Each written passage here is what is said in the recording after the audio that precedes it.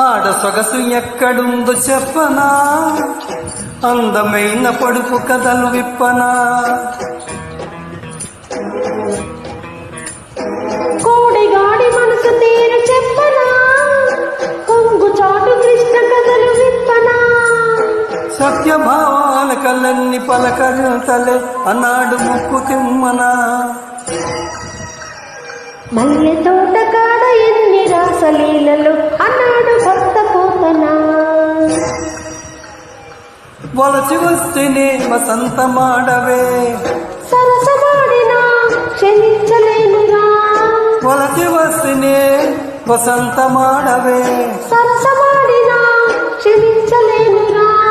కృష్ణ గోదావరిలో ఏది బెస్ట్ చెప్పమంట. హంసలేక పంట నీకంది ఉంటది.